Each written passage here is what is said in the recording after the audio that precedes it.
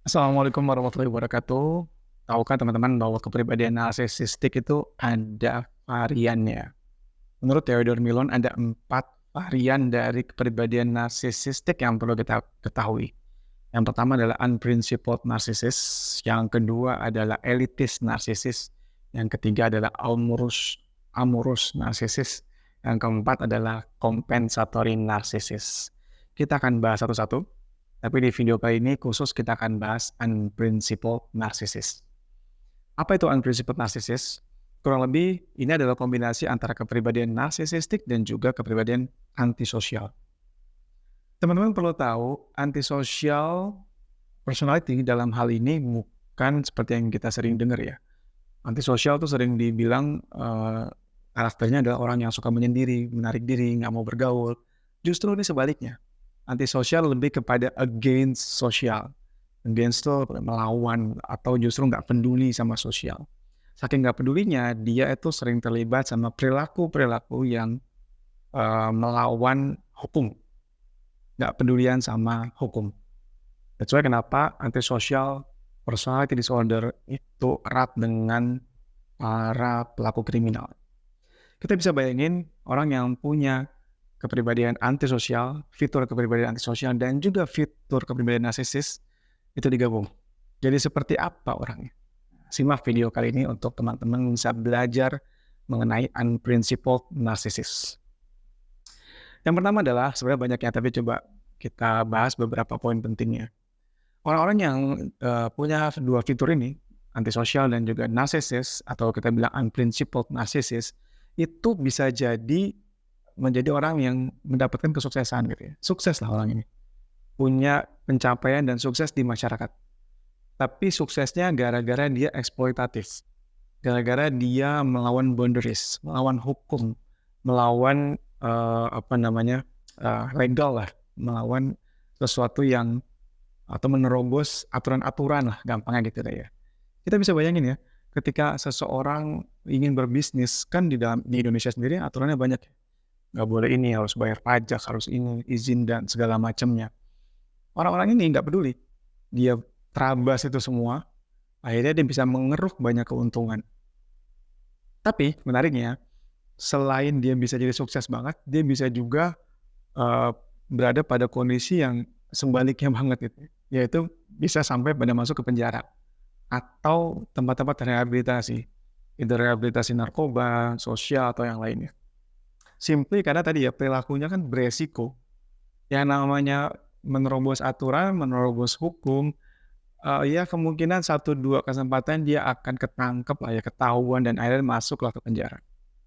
Jadi bisa dua sisi tuh, kadang bisa sukses banget, tapi suksesnya karena perilaku yang nggak benar tadi ya, eksploitatif ya. Atau dia berakhir di penjara atau di tempat-tempat rehabilitasi.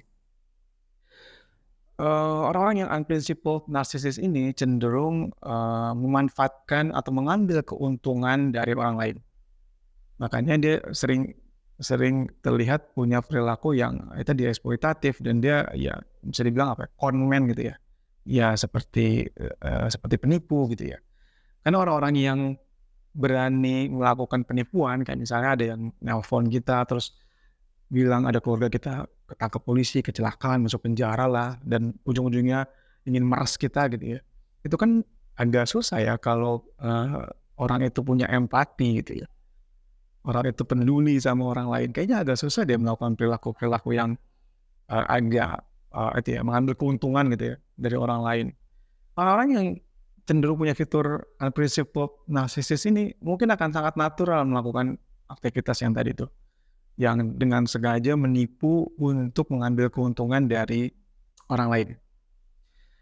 Orang-orang yang punya unprincipled narcissist ini ketika punya hubungan dengan orang lain itu bisa survive hanya ketika dia merasa ada sesuatu yang bisa dia dapat dari hubungan itu. Jadi kayak asas manfaat gitu lah ya. Kalau temennya atau pasangan yang gak kasih manfaat ke goals dia atau ke tujuan dia, ya mungkin akan dia tinggalkan. Apalagi ya, saya sambil baca nih bukunya nih. Mereka yang punya kepribadian unprincipled narcissist itu tadi ya nggak begitu peduli sama kesejahteraan orang lain. sehingga dia sangat dekat dan bahkan dia bersedia dan mau aja gitu ya, ngambil sikap atau keputusan yang beresiko tinggi. Beresiko tinggi buat dia, beresiko tinggi untuk, bahkan kena reaksi punitif gitu ya, atau dapat hukuman lah. Itu bagi dia nggak begitu, penting, nggak apa-apa dia dapat hukuman juga, karena dia simply nggak peduli. Kalaupun akhirnya dia ketangkep, nah menariknya, kalaupun akhirnya dia ketangkep, dia dikonfront gitu ya dengan, perilaku dia yang tadi ya, yang kesannya amoral, eksploitatif gitu ya, dan, less empatik. Kalau dia dikonfront, dia cenderung bisa, terlihat seperti innocence gitu ya. Terlihat seperti innocence dan dia mencoba deny, mencoba menyangkal semua perilakunya dia dengan cara yang baik, dengan cara polite.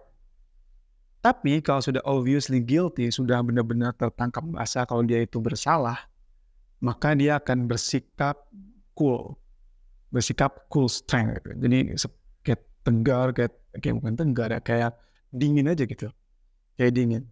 Seakan-akan seperti, korban terlalu ya, seakan-akan seperti kayak gini, kalimatnya gini, seakan-akan seperti, "Lu lama banget sih nggak bisa nangkep gue," gitu. Gitu, jadi justru malah nyalahin si victim, si korban, "Kenapa nggak langsung nangkep gue dari dulu, susah banget ya," gitu ya. So, itulah kurang lebih beberapa fitur dari, unprincipled narcissist ketika narcissistic dikombinasikan dengan antisosial. Adakah orang-orang dengan kepribadian ini di sekitar Anda? Jika ada, mungkin kita bisa bahas panjang di diskusi di komen. Sekian video kali ini, Firman Ramdhani, psikolog dari Mind Institute.